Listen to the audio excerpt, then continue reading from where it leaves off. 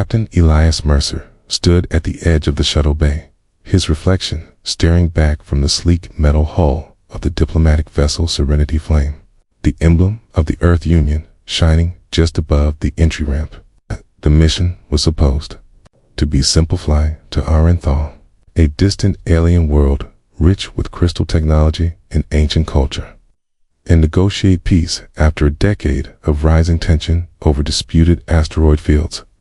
Elias, once a battlefield strategist, now wore the polished suit of a peace envoy, though the fire in his eyes had not dimmed. As the shuttle launched into the purple-streaked atmosphere of Arenthal, he reviewed his briefing: avoid offending royal customs, speak with the High Council, and above all, secure a treaty that would prevent war. But nothing in the diplomatic manual prepared him for what waited on the planet's surface. The moment the landing ramp hissed open, Elias was blinded by sunlight bouncing off crystalline towers and shimmering walkways. Awaiting him was not a group of cautious elders or armed guards, but a procession led by a tall, silver-robed figure whose presence made the other Arenthali bow deeply. She was unlike any alien Elias had met before. Humanoid, with sapphire eyes, pale glowing skin, and long hair like flowing starlight. She introduced herself in perfect English as Princess Virella, daughter of the High Sovereign, and heir to the Empire of Arenthal. With a graceful nod, she invited him to a feast held in the Star Hall, the grandest structure on the continent. Elias followed, unsure whether to feel honored or suspicious. Inside the hall, towering spires of light pulsed with music, and hundreds of Arenthali nobles surrounded them with curious smiles and cryptic whispers. Virella sat beside him, speaking warmly of her world's history, their dreams of peace, and her hope that the Terrans might become allies. Elias responded diplomatically, careful not to commit to anything. Then, as the music softened, an elderly court figure stepped forward, holding a jeweled cup that sparkled like it held starlight itself. He drinks, the elder announced, and so the bond is made. Confused, Elias looked to Virella, who smiled but said nothing.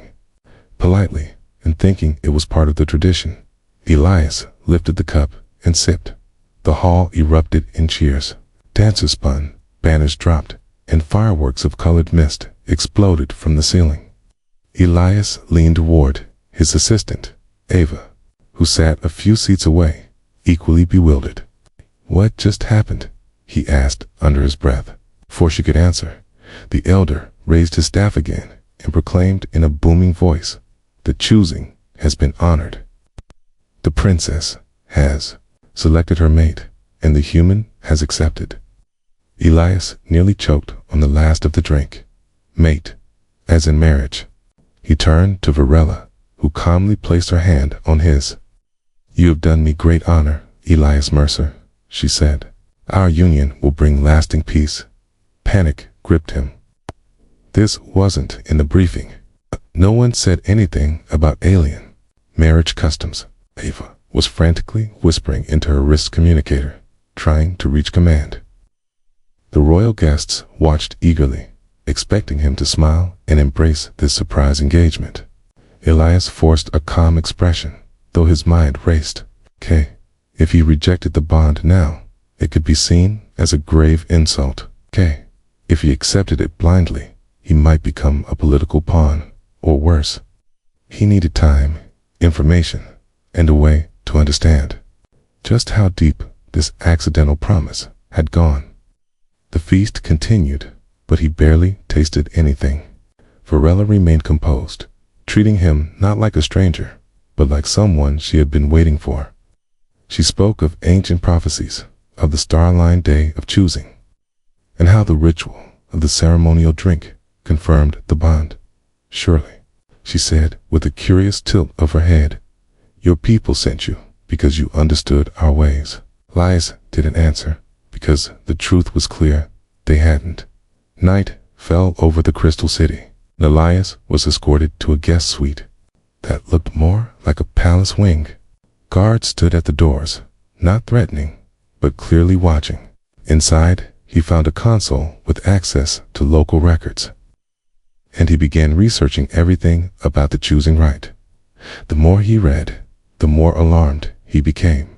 The Aranthali believed in symbolic unions that connected fate, governance, and even planetary energy flows. Marrying into the royal family wasn't just ceremonial, it came with political power, responsibilities, and in some cases, mystical significance. He wasn't just a guest anymore. It was part of their royal line. The next morning, during a formal audience in the Sun Chamber, Elias attempted to steer the conversation back to diplomacy. But every time he brought up trade routes or peace terms, the council redirected to wedding preparations, dresses, ceremonies, unified banners. It was all moving too fast. Then, as if the situation couldn't get more complicated, a thunderous voice echoed through the chamber doors. "This union is not yet proven," declared a warrior dressed in jet black armor. Was General Threx, cousin to the princess and commander of Aranthal's defense fleet. "The human has not earned our respect." The hall grew tense. Elias stepped forward, instinctively matching the general's glare. "Then, how do I earn it?" asked. Threx's eyes gleamed. "Through the rite of trial. Tomorrow, at dawn, in the arena." Elias stood tall, ignoring the cold sweat on his back. The arena. Shroud. He had come for peace talks, not gladiator games. But one glance at Varela told him everything. Backing down now could ruin not only their union, but the fragile peace hanging by a thread. As the chamber emptied and night once again fell over the alien city, Elias stood alone at the balcony, watching twin moons rise above the towers. The stars shone like distant witnesses, silent but unblinking. Hadn't come to Aranthal to become anyone's husband. But now, the fate of two worlds might depend on what he did next.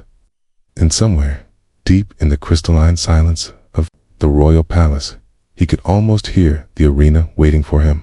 Elias Mercer didn't sleep that night. Not even for a moment, as thoughts spun in his mind like storm winds across space. He paced the smooth crystal floor of the guest suite, trying to understand how a diplomatic visit had turned into a royal engagement. How a single sip from a ceremonial cup had placed him at the center of a political and cultural storm, and how, by morning, he would be stepping into an arena to fight for honor, respect, and maybe even survival. Outside the tall glass windows, the twin moons of Aranthal slowly descended, casting pale silver light across the city's glowing spires. While inside, Elias reviewed every diplomatic law, alien custom, and combat technique he could remember, all while a growing knot of unease tightened in his chest. When dawn finally crept into the sky, he was led from his quarters by silent guards dressed in black and blue armor. Neither smiled nor spoke as they escorted him through long, echoing corridors to the central arena, a circular space carved from glistening blue stone and surrounded by thousands of silent spectators, their eyes glowing faintly as they waited. Standing at the center of the arena was General Threx, a towering figure in ceremonial armor etched with gold. His arms crossed and his expression cold, while beside him stood Princess Virella, her face unreadable, her hands clasped before her, as if weighing fate itself. Elias stepped into the arena, his footsteps echoing, wearing traditional Aranthali armor lighter than human gear, but fitted to his frame and holding a long staff designed more for balance than power. The rules had been explained to him earlier: no killing, no outside interference. Victory would come through skill, creativity, and control. But none of that eased the tension in his body as Threx raised his own weapon, a curved blade of glowing light fused with crystal, clearly designed for intimidation. When the elder gave the signal, the arena went silent, and the duel began. Threx moved fast for someone so large, striking with fluid, practiced swings that forced Elias to stay light on his feet, dodging and deflecting with the staff, using his training from years ago on Earth, not relying on strength, but on precision. and strategy. The crowd watched in silence, as was tradition, yet the air pulsed with unspoken pressure as Elias spun, ducked, and parried, using the smooth floor and his enemy's momentum to his advantage, keeping his heart steady despite the occasional slice of heat across his armor where Threx's blade came too close. The fight lasted minutes, maybe longer, time bending under the weight of focus, till Elias saw his opening a feint to the left, a slide beneath Threx's guard, and a quick sweep of the staff that knocked the general off balance, sending him crashing to the ground with a stunned grunt. Elias stood over him, breathing hard, staff aimed down but unmoving, showing restraint instead of arrogance. And after a long moment, Threx pushed himself up, nodded once with reluctant respect, and turned away. The arena burst into quiet song, tradition of acceptance, and the spectators began to chant Ilias's name, or something close to it in their language, while Princess Varela stepped forward, a small smile on her lips that didn't reach her eyes. Later that day, after medical scans and a quiet meal, Elias was summoned to the Star Garden at the palace's edge, a place where bioluminescent plants glowed with soft color, and the stars above were clearer than anywhere else on the planet. Varela was waiting for him, dressed not in royal robes, but in simple robes of soft silver, and for the first time, she looked nervous. She thanked him for his bravery, not just in the arena, but in choosing to stay when he could have left. Then asked him calmly. Seriously, he understood what their union truly meant. Elias admitted that he didn't, not fully, but that he wanted to understand, because leaving now might undo everything they had both worked for. Varela explained how the choosing wasn't just a romantic gesture, but a bond of trust between species, a symbolic bridge that would bind not just her and Elias, but their two worlds, in a way no treaty could match. Her people had always believed in fate, in the stars choosing the right moment. And to them, Elias was not a mistake, but a sign. He was still uncertain, still feeling like a man walking a tightrope above unknown depths. But there was something in Varela's voice, something calm and wise and deeply tired, that made him pause. She didn't want a puppet or a political shield. She wanted a partner. Someone who wouldn't bend under pressure or abandon peace when it became inconvenient. As they spoke, a breeze passed through the Star Garden, carrying with it a scent like cinnamon and frost, and for a moment, everything slowed. Elias looked at her, really looked at her not just as an alien princess, but as someone burdened by responsibility, much like himself, and something shifted in his heart. Maybe this wasn't just diplomacy. Maybe this was a chance for something bigger, something real. Yet, before he could answer her unspoken question, Ava's voice crackled through his wrist communicator, urgent and tense, saying that Earth's command had intercepted strange signals from orbitant-identified ships. Not Awantali and not Terran were approaching fast, and their patterns suggested military scouts or raiders. Elias's thoughts shifted in an instant from emotions to strategy. And as he turned to Varela, she had already activated a floating crystal screen, showing the first of the ships breaking through the edge of planetary detection. Tector. Neither of them said it, but both knew the truth. Someone was coming, and they didn't bring peace. As alarms began to echo across the palace, Elias realized that his accidental proposal might now become the only thread holding two worlds together in the face of a much greater threat, and that his next move could decide not just his future, but the fate, of everyone on this planet. The air inside the royal war chamber felt thick with silence as Elias Mercer stood before the holographic map, his eyes fixed on the approaching fleet of unknown origin, the ships cold and sharp like steel daggers, cutting through space. Each one moved with purpose, not broadcasting identification, and ignoring repeated hails from both Arenthal and Earth Union outposts. Their silence more threatening than words could ever be. and Elias could feel the weight of growing panic just beneath the surface of every counselor's calm face. Princess Varela stood beside him, her fingers curled tightly around a control crystal. Her lips pressed into a hard line as she exchanged short phrases with military captains in the ancient tongue. And General Threx, though still wary of Elias, now spoke to him like an equal, recognizing that whatever doubts he had about the Terran envoy no longer mattered in the face of a possible invasion. As plans were made and defenses readied, a message arrived, one that changed the direction of the day completely, a direct challenge sent from the enemy fleet. Not through words, but through symbols known across several sectors. The ritual of honor duel, an ancient and dangerous rite, where one champion from each side would face the other to prove strength, settle leadership, or delay full-scale war, depending on how the outcome was honored. The Aranthali Council was split. Some wanted to ignore it. Others feared that declining would signal weakness. But Varela looked at Elias and said softly, "They issued the challenge to you by name. They see you as the point where Terran and our Thal lines cross, and they want to test what kind of bond this choosing really is." Elias didn't understand how the enemy even knew about him, but there was no time to question that. Now he agreed to the duel, though his chest tightened with unease, and soon he was led to the Hall of Trials, where ancient warriors of the Aranthal once trained, their weapons and relics still kept in reverent silence under glowing crystal vaults. There, Threx waited for him with a weapon unlike any Elias had seen before, collapsible spear made of a living mineral that responded to the user's mind, extending, bending, or locking into forms as needed, and it hummed slightly in his grip like it had a pulse of its own.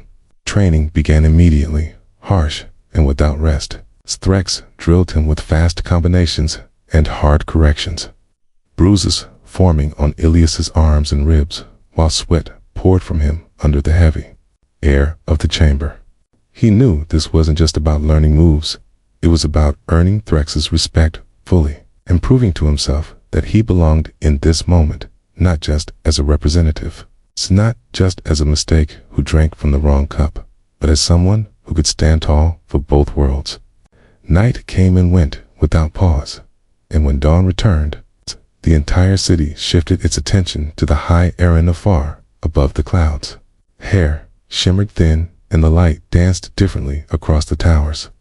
The enemy champion had landed in the night, escorted by two silent guards who never removed their helmets.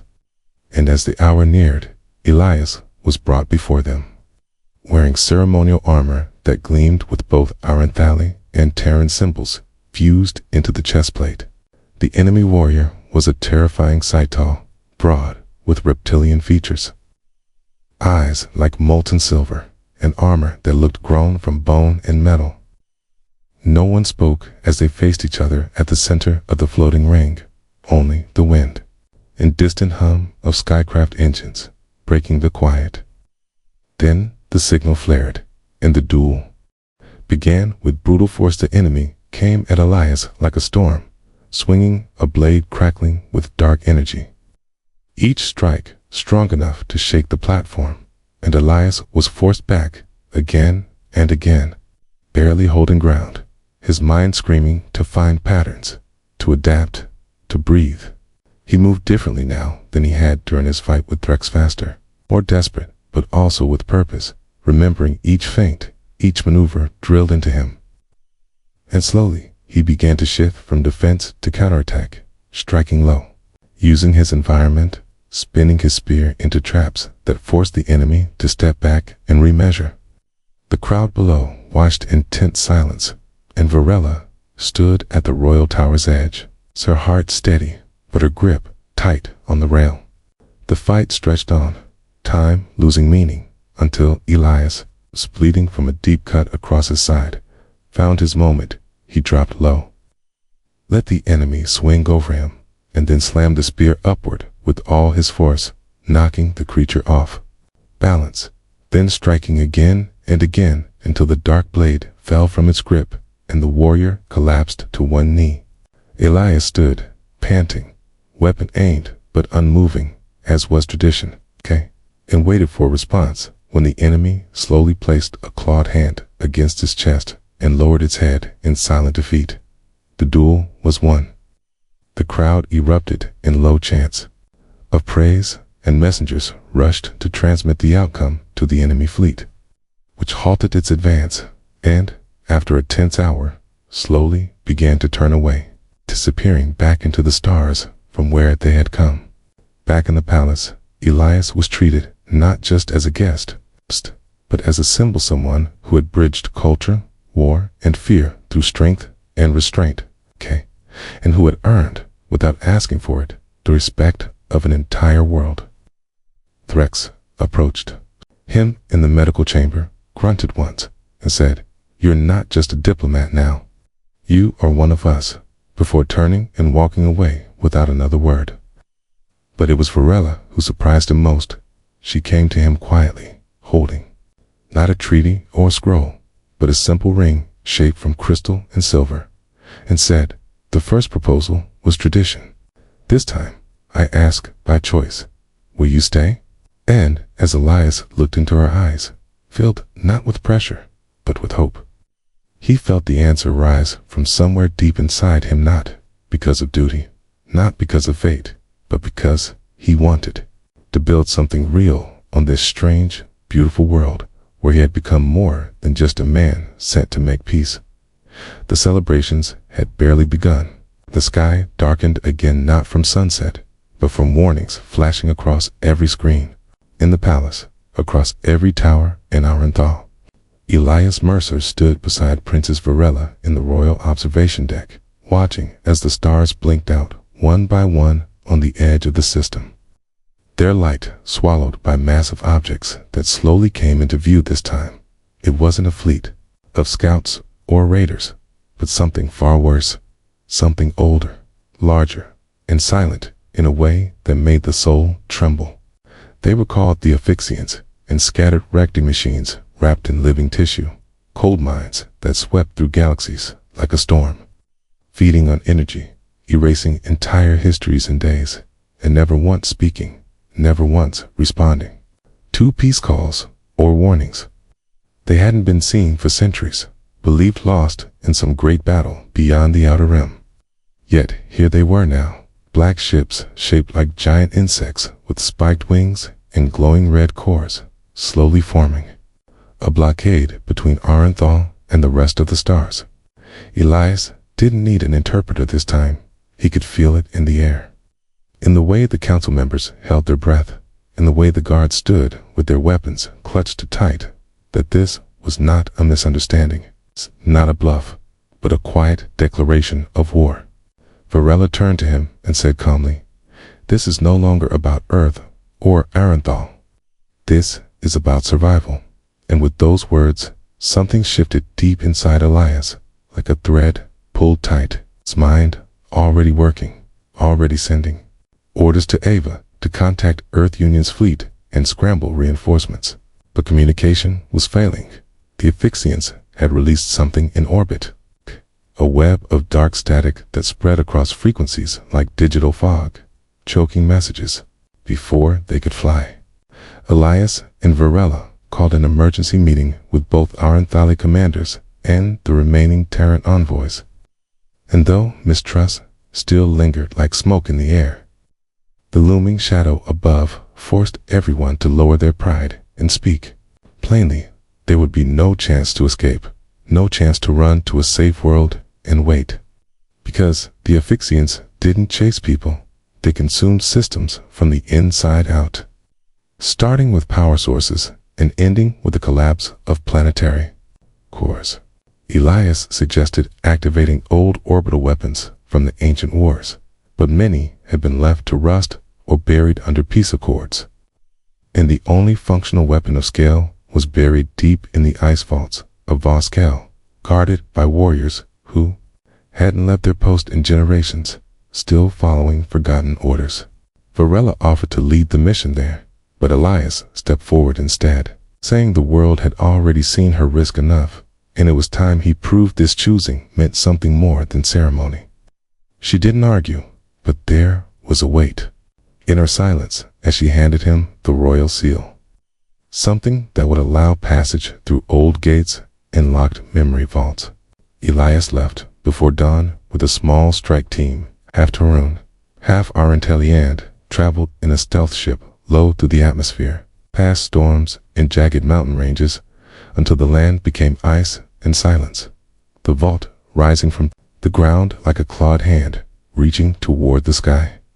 The guardians appeared as soon as they landed, massive figures in golden armor, its faces hidden behind glass helms, weapons raised not in threat, but warning.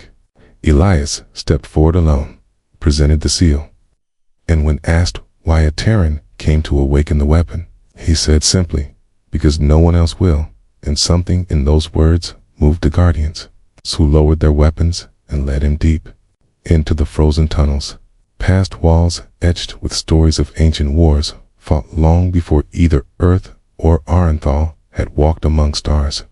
At the core of the vault was the weapon itself, a sentient cannon called Lumen's Wrath, powered by energy pulled directly from a star core fragment, its systems long dormant, its mind cold. Elias stood before the main console, unsure if his voice would even reach it, and said, "I am not of your people, but I stand for them." And after a moment of silence, the vault trembled, and the weapon came online, its voice echoing like 1,000 whispers, agreeing to serve once more. While the cannon was prepped for transport and integration with the defense grid, Elias returned to the capital and found the situation had worsened. The Aphyxian ships had begun releasing strange pods toward the surface, black things like falling seeds that embedded themselves in the ground, pulsing with unknown purpose.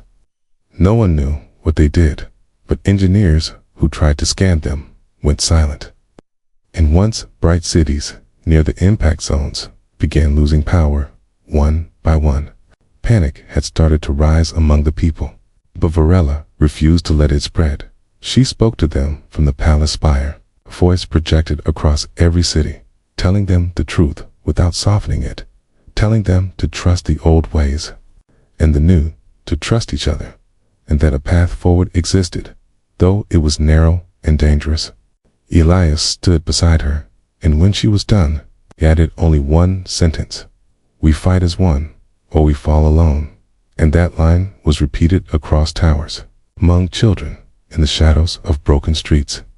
The mood began to shift not to peace, but to unity, and, as the final pieces of Lumen's Wrath were brought into orbit and mounted to the defense ring, Elias stood aboard the command deck and stared once more at the ships now drifting closer, slowly but surely, preparing something larger, darker, something final.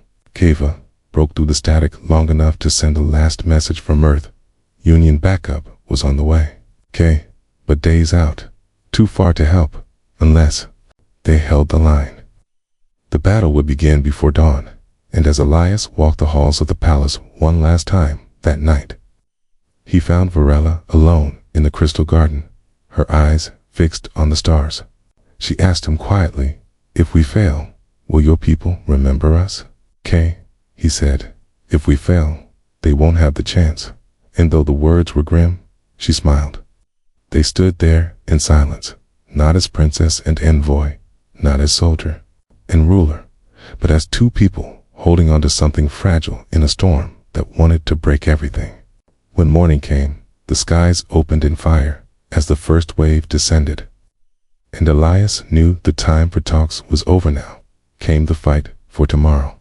The sky was fire and smoke as the Aphyxian ships began their descent, tearing through the clouds like dark blades, their hulls glowing with strange red patterns that pulsed like beating hearts. And the surface of Arenthal shook beneath the first strikes. Elias Mercer, aboard the command tower, watched as defense turrets tried to hold the line. Beams of light lancing through the air while explosions bloomed across the outer districts. And though Lumen's Wrath fired its first devastating shot, obliterating an entire enemy cruiser in one blinding blast, it was clear that the enemy had come prepared. adapting quickly and swarming the gaps in the defense grid with endless waves of smaller drone ships that buzzed like metal insects and drilled into buildings to release strange mechanical roots. In the chaos, communication grew patchy again, with ground units cut off and command relays faltering as enemy jamming increased. But the worst came when the royal palace itself was struck by a precision beam, slicing through its outer spires and sending shock waves through the entire city. Elias rushed to the impact zone, ignoring orders and warnings, his heart racing with fear, not for the war, but for Varela, who had not left the palace and was last seen giving orders from the upper garden tower. The courtyard was covered in smoke and rubble, soldiers dragging injured citizens out, while the strange red roots of the asphyxian pods spread across stone walls, pulsing slowly as if alive. Elias grabbed a rifle and dove into the ruins, calling her name, his voice lost in the noise, his eyes scanning through dust and falling embers until he spotted her crystal necklace half buried under broken tiles. His hands dug through the debris, ignoring cuts and burns, until he found her unconscious beneath a collapsed archway, blood on her forehead and her breathing shallow but steady. Just as he reached her, two affixing drones dropped from the sky, their limbs like razor wires and their heads twisting to face him with glowing red eyes. And without thinking, Elias raised his weapon and fired, striking one in the chest. But the other dodged and lunged toward him, blade spinning. He rolled aside, grabbed a broken spear from the rubble, and jammed it into the drone's midsection, sparks flying as it screamed in a sound that wasn't quite mechanical or alive. Silence returned, but it didn't. Last 10 alert flared in his earpiece from Ava, but finally restored part of the network, warning that the Aphyxians had launched a new type of pod. It's one aimed not at infrastructure, but at capturing leadership targets, and the palace was their focus. Backup was still 10 minutes out, too long to wait.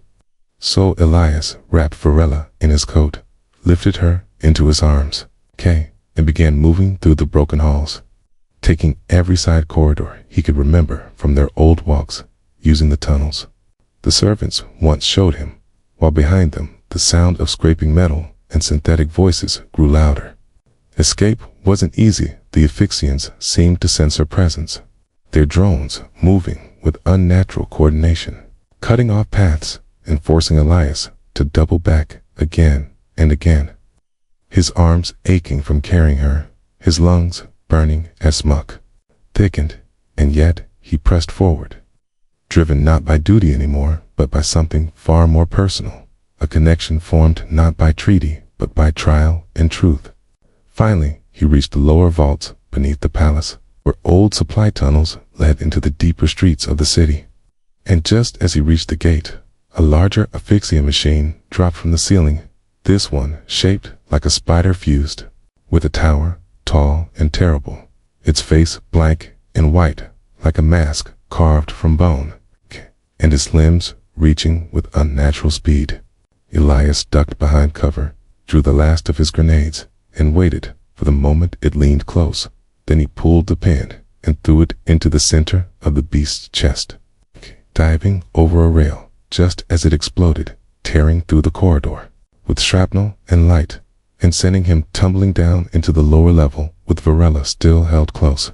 He landed hard, pain shooting through his shoulder, but he didn't let go, didn't stop, just crawled to the exit point where a small rescue shuttle had just touched down, doors open and waiting, soldiers waving him forward.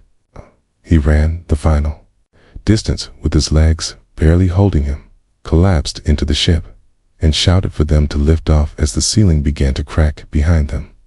The ship shot into the air, weaving through debris and smoke, and behind them the remains of the palace glowed with strange red energy as another pod buried itself deep into its core. Medics rushed to Varela's side, checking her pulse, working quickly to stabilize her, while Elias sat against the wall, gasping, blood on his hands and a single thought in his head, that he had almost lost her, and that this war was no longer about politics or territory, but about stopping something that didn't understand peace, love, or life itself. They reached the hidden command center deep in the mountain city of Kareth, where leaders from both Arenthal and the Earth Union were gathered now, planning a last stand with whatever forces remained. Varela was placed in a healing chamber, where her body would be stabilized, but her mind still drifted in a deep coma, and as Elias watched over her, he felt the silence weigh heavy. No speeches, no ceremonies, just the quiet realization that without her voice, without her strength, the people might break.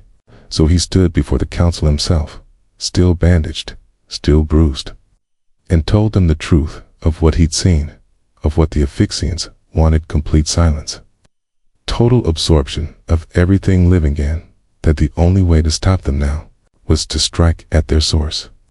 The mothership that had not yet revealed itself, but was surely hidden behind the shadow of their war fleet. He asked for volunteers, not as a commander, but as someone willing to walk into fire for a chance at stopping the end.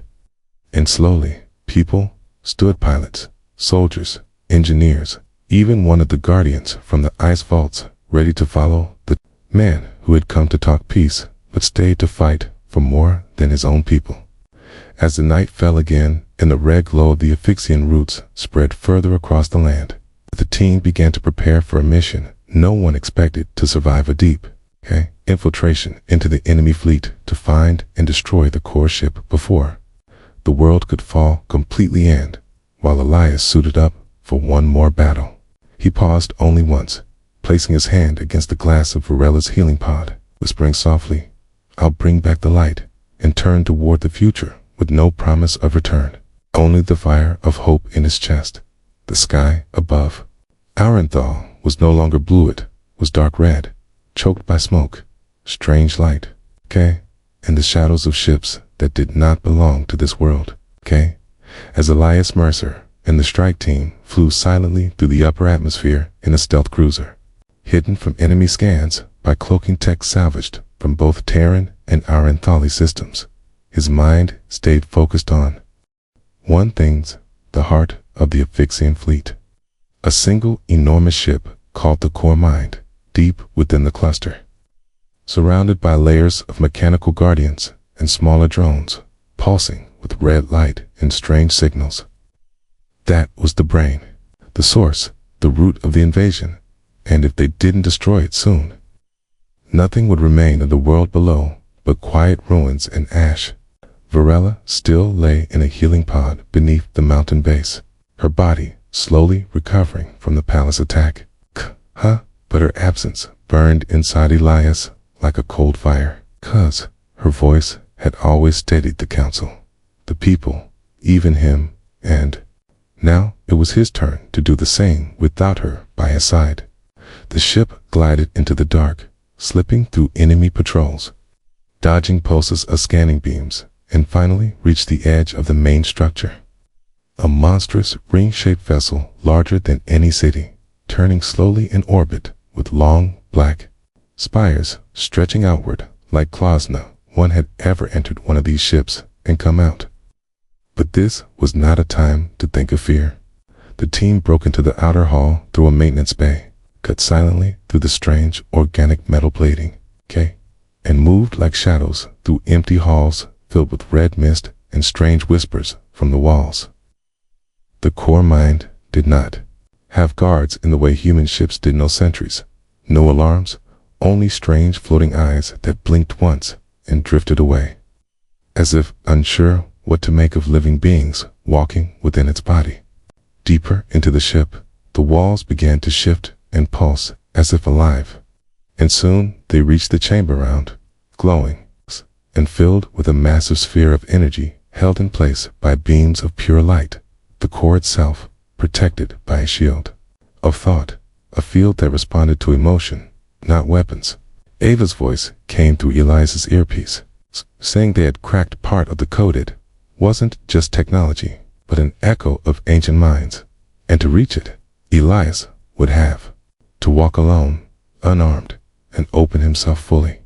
He stepped forward, without hesitation, leaving his team behind, entering the light slowly, feeling strange memories brush against him, memories that weren't his stars dying, worlds burning, his voices pleading in.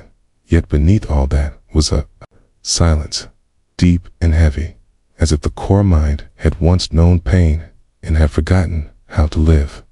Elias spoke, not with weapons, not with anger, but with memory. He shared the image of Varela laughing in the crystal garden, the touch of her hand after the duel, the desperate race through the palace to save her, and the feeling that bound two souls from different worlds in a promise neither had planned but both had chosen. Something in the light shifted, the energy flickering. And for a moment, the sphere dimmed, showing a dark figure inside a shape, like a man, like a machine, like both, standing alone in silence. The figure turned toward Elias, not with eyes, but with understanding, and the core mind spoke in a voice that was many voices, saying, "You do not fight to win. You fight to save." And Elias replied, "Yes, because life matters," and offered no threat, no demand, only that truth. The silence grew deeper, then the sphere cracked slightly, a line of light breaking through, and alarms began to echo through the ship, not human alarms, but the core mind itself, breaking, not in anger, but in change. The light flared out, shook the walls, and suddenly Elias was thrown back as the entire ship began to tremble. Ava's voice screaming in his ear, telling him the core was destabilizing, and they had seconds before the entire fleet collapsed inward. He crawled toward the exit, barely making it before the rest of the team grabbed him and pulled him into the ship, racing through collapsing tunnels and out into space, just as the core mind exploded in pure white light. The shockwave throwing their ship across the sky like a leaf in a storm.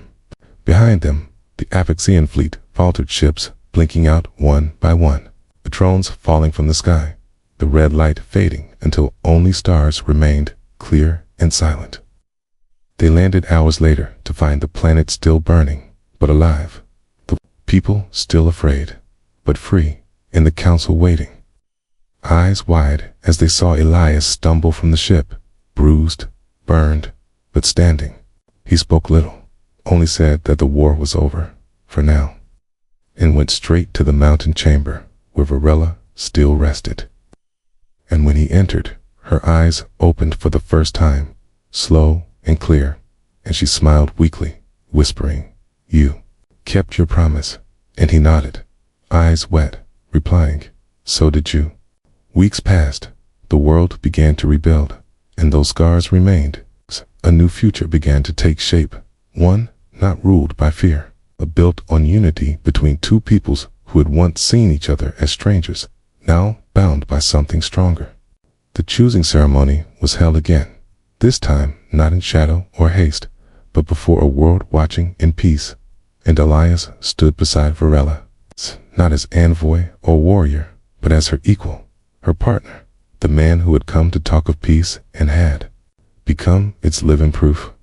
They stood beneath the twin suns, hands clasped, and the crowd cheered, not just for a victory, but for a bond that had survived fire, steel, and silence. And though Elias never claimed to be a hero, history would remember him as the husband of peace, the Terran who gave more than words, and who helped the world remember how to hope again.